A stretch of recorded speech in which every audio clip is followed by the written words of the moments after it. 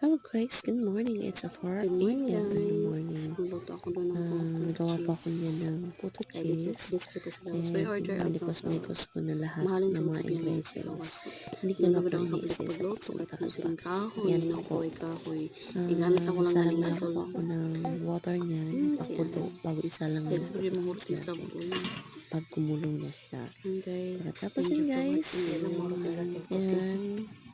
So, may Nandito na po kahoy yung ka resulta man, natin guys. So ako makatala pala tayo kasi na hindi ko na po na-video Ba't ako mabidyoin ko ang yung pagsalang ko ng ko ba ng puto puto cheese. cheese? Tapos ito na po yung Ang yan to. wow! 30 pieces. Pero ang Masarap po pala yan sa kape. May kape yan. Thank you for watching everyone. Hope you please subscribe and follow my channel. Thank you. Bye-bye.